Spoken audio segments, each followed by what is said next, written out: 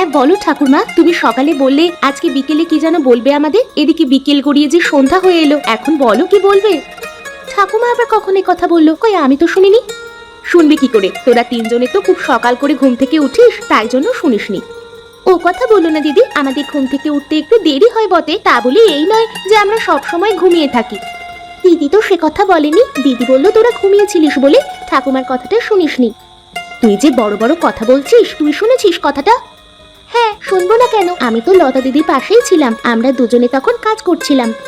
হ্যাঁ বাছারা, সকাল বেলায় আমি কাজে যাওয়ার আগে লতা আর পিঙ্কিকে বলে গিয়েছিলাম যে বিকেল বেলায় একটা কথা বলবো। ও আচ্ছা, তাহলে তুমি বলো কি বলবে।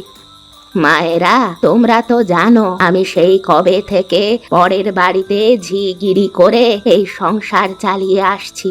তোমাদের 5 বোনেদের আমি সেরকম বিশেষ কিছু দিতে পারিনি, তবে আমি চেষ্টা করেছি তোমাদের সব সময় ভালো রাখবার। হঠাৎ এখন এসব কথা কেন বলছো? আমরা কি বলেছি আমরা ভালো নেই? তাছাড়া আমরাও বড় হয়েছি, এবার আমাদেরও সংসারের প্রতি একটা দায়িত্ববোধ আছে। তোমার তো বয়স হয়েছে, তুমি আর সারা জীবন কিভাবে লোকের বাড়ি বাড়ি খাটাখাটনি করবে বলো? কিন্তু দিদি, তাছাড়া যে উপায় নেই, আমরা বড় হলেও আমরা কিন্তু কোথাও এখনো কাজকর্ম করি না, সেজন্য ঠাকুমা ছাড়া আমাদের আর কোনো উপায় নেই। ও কথা বলিস না বোন, আমরা চেষ্টা করলে অনেক কিছুই করতে পারি, আমাদের চেষ্টার অভাব আছে, আর ঠাকুমাকে এই বয়সে একটু নিস্তার দেওয়া প্রয়োজন। তুমি ঠিকই বলেছো দিদি, আমিও তোমার সাথে একমত। ঠাকুমা, তোমাকে আর কাজ করতে হবে না কারোর ঘরে, আমরা বরং আজ থেকে বিভিন্ন রকম কাজের দায়িত্ব আমাদের কাঁধে তুলে নেব। তোদের কথা শুনে আমার খুব আনন্দ হচ্ছে রে মা। সত্যি বলতে আজকে কত বছর যে আমি এই ঘর ছেড়ে কোথাও বেরোইনি, তার হিসেব নেই। সত্যি ঠাকুরমা, আমি সেই কোন ছোট থেকে দেখে আসছি যে তুমি সংসারের কাজ করেই চলেছো। বাবা মা মারা যাওয়ার পর আমাদেরকে বড় করে তুলতে তোমার যে কত কষ্ট হয়েছে তা আমি বুঝতে পারছি গো। ঠাকুমা একটা কথা বলো, তুমি হঠাৎ করে ঘর ছেড়ে বেরোবার কথা বললে কেন? কোথাও যাওয়ার ইচ্ছে হয়েছে নাকি? হ্যাঁ রে মায়েরা, সত্যি বলতে এই সময় আমার একটু আত্মীয় বাড়িতে যেতে ইচ্ছে করছে। জানি না আর কদিন বাঁচবো, তাই জন্য ভাবছি একটু আত্মীয়র বাড়ি ঘুরে আসবো। আত্মীয় বলতে তুমি কার বাড়িতে বেড়াতে যেতে যাচ্ছ? তোদের নন্দ কাকার বাড়িতে। আত্মীয় বলতে ওই একজনই তো আছে আমাদের, বাকি সবাই নামেই আত্মীয়, কিন্তু দুর্দিনে কাউকে পাশে পাওয়া যায় না। হ্যাঁ ঠাকুমা, ঠিকই বলেছো, আমাদের দুর্দিনে নন্দ কাকা যে কিভাবে আমাদের পাশে এসে দাঁড়িয়েছে সেটা আমি ভুলবো না। তা তুমি যখন নন্দ কাকার বাড়িতে যেতে চাচ্ছ তবে যাও না, আমাদের অসুবিধা কিছুই নেই। কিন্তু তোরা 5 বোন মিলে একা হাতে সংসারটাকে সামলাতে পারবি তো? সেটাই হলো আমার চিন্তা। ও নিয়ে চিন্তা করো না তুমি ঠাকুমা, আমরা 5 বোন মিলে সমস্ত কিছু ঠিক সামলে নেব, আর আমি আছি তো। কিন্তু মা, টাকা পয়সা ছাড়া যে এখনকার যুগে আর চলা যায় না মা, তো সেই কারণে বলছিলাম। তোমাকে আর কিচ্ছু বলতে হবে না ঠাকুমা, টাকা পয়সার চিন্তা আমাদেরও এরপর কাজ করে অর্থ সংগ্রহ করবার মানসিকতা আনতে হবে, না হলে হবে না। হ্যাঁ ঠাকুমা, আমি আর দিদিরা থাকতে তোমার কোনো চিন্তা নেই, আমরা ঠিক কিছু না কিছু করে অর্থ সংগ্রহ করে নেব। গোপালদের ঘরের কাজটা তবে তোমাদের কেউ একজন করো কেমন, অসুবিধা হবে না তো? তোমার কোনো চিন্তা নেই, তোমার মান সম্মান আমরা ডোবাবো না। গোপাল কাকাদের ঘরে আমাদের মধ্যেই কেউ একজন কাজে যাবে, বাকি সমস্ত কাজের দায়িত্ব আমরা ভাগ করে নেব। যা করবার তোমরা করবে, আমি বাকি কিছু করতে পারবো না। ওই লোকের ঘরে কাজ করতে আমি নেই, আমি শুধু খাবো আর ঘুমাবো। তা ঠাকুমা, তুমি কবে রওনা দেবে? তোদের যদি অনুমতি থাকে তাহলে আমি কালকে সকালেই তোদের নন্দ কাকার বাড়িতে যেতে চাই। নন্দ কাকা অনেক দিন ধরে বলছিল আমাকে সেখানে যেতে, তাই আর কি। ঠিক আছে ঠাকুরমা, তুমি এদিকের ব্যাপার নিয়ে কোনো চিন্তা করো না, তুমি নিশ্চিন্তে নন্দ কাকার বাড়ি থেকে ঘুরে আসো। আর নন্দ কাকাও তো আমাদের বাড়িতে অনেক দিন আসেনি, তুমি তাকেও আসতে বলো। আচ্ছা মা, তাহলে তাই হবে। আমি আমার কয়েকটা কাপড় গোছগাছ করে নি, কেমন? ঠিক আছে, তুমি প্রস্তুতি নাও, আমি বরং রাত্রির খাবারের ব্যবস্থা করি। পিঙ্কি, আমার সাথে আয়। হ্যাঁ, তোরা যা করবার কর, আমার খুব ঘুম পেয়ে গেছে, আমি বরং একটু ঘুমিয়ে নি। চল দিদি, আমিও তোর সাথে যাব, ঘুম আমারও আসছে রে। আমি শুয়ে শুয়ে একটা গল্পের বই পড়ি, আমার ঘুম বিশেষ আসছে না, আমার এখন খুব ভূতের গল্পের বই পড়তে ইচ্ছে করছে।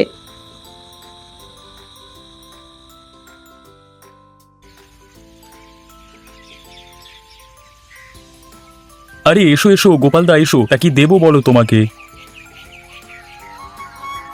আজকে আড়তে তো অনেক সবজি আছে দেখছি, তা কেমন দাম যাচ্ছে সবজির?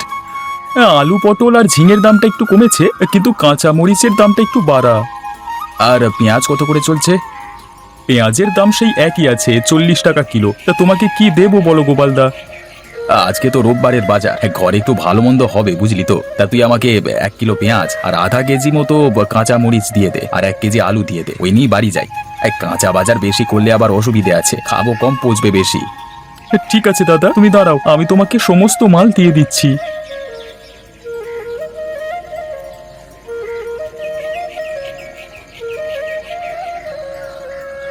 আজকে কত কিলো দেবো দাদা? 1 কেজি মতো দিয়ে দে, আর ভালো ভালো পিস দেখে দিবি কেমন? আমি তোমাকে আজ পর্যন্ত কোনোদিন খারাপ পিসের মাংস দিয়েছি? তুমি একটুক্ষণ অপেক্ষা করো, আমি তোমাকে ভালো ভালো পিস দিচ্ছি। হ্যাঁ হ্যাঁ, দাঁড়ালাম, একটু তাড়াতাড়ি দিও কেমন? ওদিকে আবার ঘরে কাজের লোক আসবে। কাজের লোক এসে নিজের কাজ করবে, ও নিয়ে তোমার এত চিন্তা কিসের? আরে না না, তার জন্য নয়। আমাদের কাজের মাসি বহু বছর ধরে আমার ঘরে কাজ করছে। আসলে আসবার সময় মূল দরজায় তালা দিয়ে এসেছি, সেই কারণেই কাজে এসে যদি আবার চলে যায় তাহলেই মুশকিল। ও আচ্ছা, তাহলে এই ব্যাপার। ঠিক আছে, আমি তোমাকে তাড়াতাড়ি করে দিচ্ছি দাদা।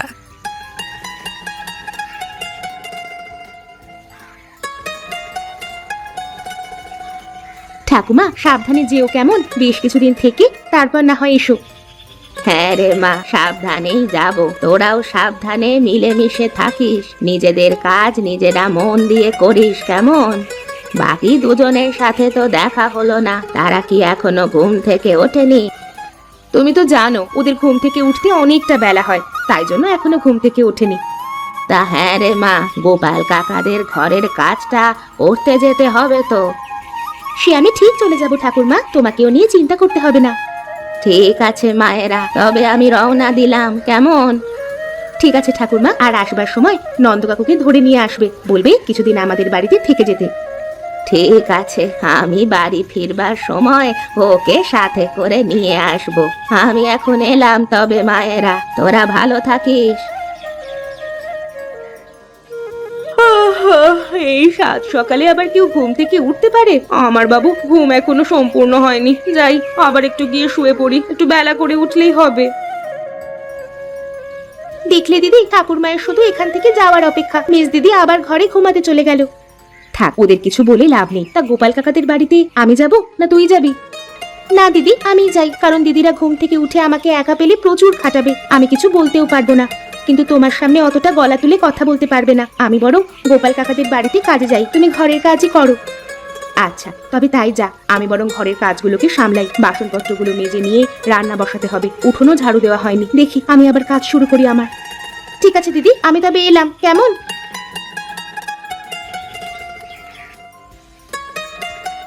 আরে যা, তাহলে যেটা ভেবেছিলাম সেটাই কি হলো নাকি? বুড়িমা তাহলে কাজে এসে আবার বাড়ি চলে গেল? না না, বিষয়টা তো ঠিক হলো না। আমার আরেকটু তাড়াতাড়ি বাজারে গেলে ভালো হতো। এখন যাই, আমি বরং একবার গিয়ে বুড়িমাকে ডেকে নিয়ে আসি, না হলে এত কাজ করবে কে? কাকা, কোথাও যাচ্ছ নাকি তুমি? আরে পিঙ্কি মা, যে আমি যে তোমাদের বাড়ি যাচ্ছিলাম মা, এই দেখো না, আমার বাজার থেকে আসতে একটু দেরি হয়ে গেছে। তোমার ঠাকুমা বোধহয় কাজে এসে ঘর বন্ধ দেখে আবার বাড়ি চলে গেছে। না কাকা, ঠাকুমা আজকে কাজে আসেনি। কেন পিঙ্কি মা, তোমার ঠাকুমার আবার কিছু হলো নাকি? শরীর খারাপ করেছে? না না কাকা, ওসব কিছু না। আসলে ঠাকুমা অনেকদিন ধরেই আমাদের এক আত্মীয়ের বাড়িতে যেতে চাইছিল, তাই জন্যই আমরা বললাম যে তুমি ঘুরে এসো। ও, এই ব্যাপার। আসলে ওনারও তো অনেকটা বয়স হয়েছে, উনি আমার মায়ের মতো, তাই জন্য একটু চিন্তিত হয়ে যায়।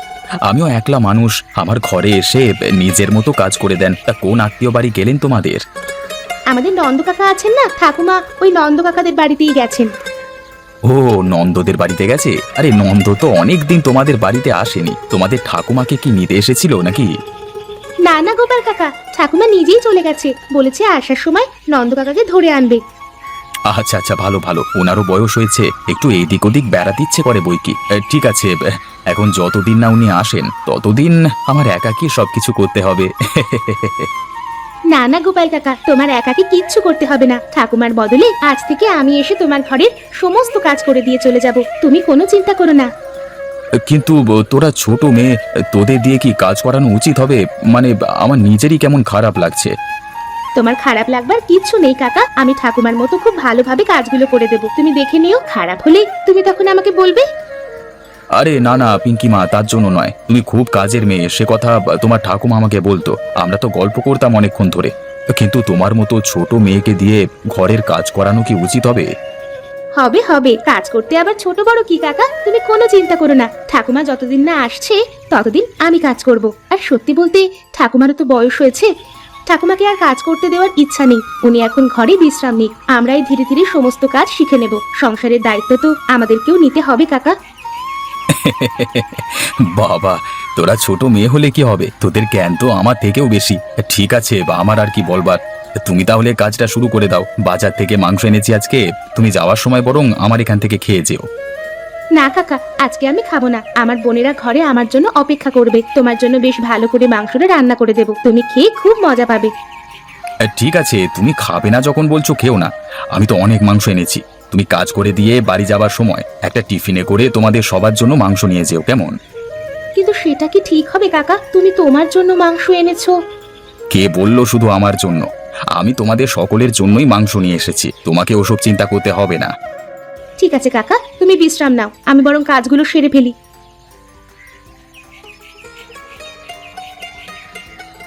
হ্যাঁ রে রিমা, ঝুমা, একটু খিদে খিদে পাচ্ছে না তোদের? হ্যাঁ দিদি, কি যে বলবো, খুব খিদে পেয়েছে আমার। দাঁড়া, বড়দিকে ডেকে বলি কিছু খাবার দেওয়ার জন্য। বড়দি, বড়দি, একবার ঘরে এসো তো দেখি। হ্যাঁ বল ঝুমা, কি বলবি? বলি দিদি, সকাল থেকে উঠে কি করছো? খাবার কিছু বন্দোবস্ত এখনো হয়নি? ঝুমা, তুই এমন করে কথা বলছিস যেন সব দায়িত্ব আমার কাঁধে, তোদের তো একটু তাড়াতাড়ি ঘুম থেকে ওঠা দরকার নাকি? এখন তো ঠাকুমা নেই, আমরা যদি হাতে হাতে সমস্ত কাজ করে নিই তাহলে তো আমাদেরই সুবিধা। না দিদি, আমরা অত সব কাজকর্ম পারবো না, আমরা বেলা করে এমনিতেই ঘুম থেকে উঠি, তুমি যদি বলো তাহলে আর একটু বেলা করে উঠবো, তখন তো তোমার খাবার তৈরি আশা করি হয়ে যাবে। তোরা বিষয়গুলো বোঝার চেষ্টা করছিস না? আমরা 5 বোন মিলে 5 দিক দিয়ে কাজকর্ম করতে পারলে সব থেকে ভালো হয়। 5 দিক দিয়ে কাজ বলতে তুমি কি বোঝাতে চাইছো? এই তো কটা মাত্র ঘরের কাজ, এগুলো করতেই আমাদের 5 জনকে লাগতে হয় নাকি? আমি সেটা বলিনি, ঘরের কাজ করবার জন্য আমি একাই যথেষ্ট, কিন্তু তোরা যদি একটু অন্যান্য কাজের দিকে মনোনিবেশ করিস তাহলে তো ঘরে অর্থ সংগ্রহটা হতে পারে। তা বলে কি আমাদের পিঙ্কির মতো লোকের বাড়ি খাটতে যেতে হবে নাকি? না বাবা না, আমরা ওসব পারবো না। লোকের ঘরে না খাটতে পারিস, কোনো একটা হোটেল দোকান দেখে সেখানে তো গিয়ে কাজ করতে পারিস নাকি? তাহলে তো দিনের শেষে একটা টাকা তোদের হাতে আসবে। তোমার যখন অতই জ্ঞান, তাহলে তুমি নিজেই করছো না কেন? আমাদেরকে আওড়াচ্ছ কেন? আমি হোটেলে কাজ করতে রাজি, কিন্তু তাহলে তোদের বাড়ির সমস্ত কাজ করতে হবে, উঠান ঝাড়ু দেওয়া, বাসন মাজা থেকে আরম্ভ করে রান্না বান্না সমস্ত কিছু। তোরা পারবি তো বল? তোরা যদি কথা দিস তাহলে কাল থেকে এরকমই চলবে। কেন? তুমি ঘরের কাজ করে গিয়ে হোটেলে কাজ করবে, তারপর হোটেল থেকে আসার সময় আমাদের জন্য খাবার নিয়ে চলে আসবে, ব্যাস, তাহলেই তো মিটে গেল। কিছু মনে করিস না রিমা, তোরা জেনে শুনে বদমাইশি করছিস সেটা আমি খুব ভালো করেই জানি। তোরা ভেবেছিস আমি আর পিঙ্কি দুজন মিলে ঘর সামলে নেব আর তোরা বসে বসে খাবি। বড়রা থাকতে সেটাই তো উচিত, যেমন ঠাকুমা আমাদেরকে কোনো কাজ করতে দিত না, তেমন তুমিও আমাদেরকে কাজ করতে দিও না। তুমি যতদিন আছো ততদিন আমরা কোনো কাজই করব না। ঠাকুরমা কোনোদিনই তোদের কাজ করতে বারণ করেনি, বরং তোরাই সকাল থেকে ঘুম থেকে উঠিসনি কোনোদিন, সারাদিন খাওয়া আর ঘুম। আর তাই যদি হলো তাহলে আমাদের ছোট বোন পিঙ্কি শুধু শুধু কেন কাজে যাবে?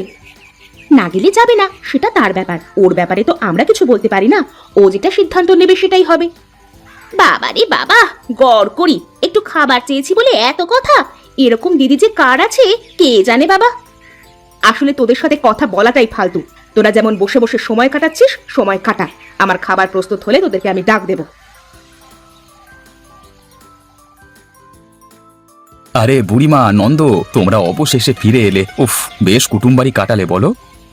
হ্যাঁ, তার বলতে দেখো না বাবা, আসবার সময় নন্দকে ধরে নিয়ে এলাম। গোপালদা, কেমন আছো বলো? অনেকদিন বাদ দেখা। সে আর বলতে, তাই এসো একদিন আমাদের বাড়ি, একদম জমিয়ে খাওয়া দাওয়ার আয়োজন করব। হ্যাঁ দাদা, অবশ্যই যাব, এতদিন বাদ যখন এসেছি তখন একটু তোমার সঙ্গে আনন্দ ফুর্তি না করে বাড়ি যাচ্ছি না। তা বাবা গোপাল, আমার নাতনিরা ঠিক মতো কাজ করতে পেরেছে তো? নাতনিরা কেমন কাজ করছে আমি জানি না, তবে তোমার ছোট নাতনি পিঙ্কি আমাদের ঘরে কাজে আসতো, সত্যি ওর কাজ একেবারে পুঙ্খানুপুঙ্খ। আর পিঙ্কির মুখে শুনেছি তোমার বড় নাতনি লতা ঘরের কাজ সামলাতো। তুমি বললে বিশ্বাস করবে না নন্দ, পিঙ্কি ওই অতটুকু মেয়ে, তাতেও ও রান্নার হাত যে কি তুখোড় তুমি বিশ্বাস করতে পারবে না। তার মানে বুড়িমা তুমি কথাটা মন্দ বলনি, তোমার এই দুই নাতনি অত্যন্ত কাজের, বাকিরা সব শুয়ে বসে সময় কাটায়, তাই তো?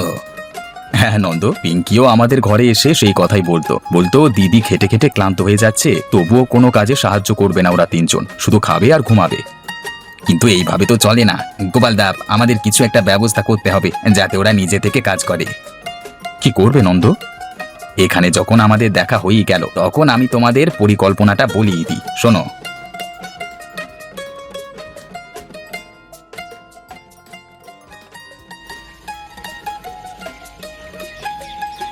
আজকে তোমাদের 5 বোনের মাংস রান্নার পরীক্ষা। যে বা যারা ভালো মাংস রান্না করতে পারবে তারা আমার এবং গোপালদার তরফ থেকে বাইরে বেড়াতে যাওয়ার এবং অনেক কিছু নিজের মতন জিনিস কেনাকাটা করবার সুযোগ পাবে। তাহলে তোমাদের রান্নার প্রতিযোগিতা শুরু হচ্ছে এখন। ব্যাস, তোমাদের সকলের সময় শেষ, তোমরা এবার রান্না বন্ধ করো। এবার আমরা তিনজনে তোমাদের খাবার পরীক্ষা করে দেখব। ছি ছি ছি ছি ছি, আরে তোমরা তো মাংস একদম পুড়িয়ে ফেলেছো, এগুলো কি খাওয়া যাবে? ছি ছি ছি ছি ছি, তোরা তিনজনে যে এইভাবে আমার মান সম্মান ডুবিয়ে দিবি সেটা আমি ভাবতে পারিনি। তোরা আর একটু ঘুমো, দেখবি এরকমই সুন্দর রান্না করতে পারবি। নন্দ, ওদের কথা রাখো তো, এইদিকে দেখো লতা আর পিঙ্কি কি সুন্দর মাংস রান্না করেছে, দেখেই এত ভালো লাগছে, খেয়ে কত ভালো লাগবে। দারুণ দারুণ, এত সুন্দর স্বাদের মাংস আমি আগে কখনো খাইনি। লতা আর পিঙ্কি, তোমাদের রান্নার হাত কিন্তু দারুণ। এখান থেকেই বোঝা যাচ্ছে যে কারা নিত্যদিন সাংসারিক কাজের সঙ্গে যুক্ত থাকে। তাহলে আমাদের কথা মতো আমি, নন্দ, লতা, পিঙ্কি এবং বুড়িমা দীর্ঘ 1 মাসের ছুটিতে বাইরের দেশে বিদেশে বেড়াতে যাব, কেমন?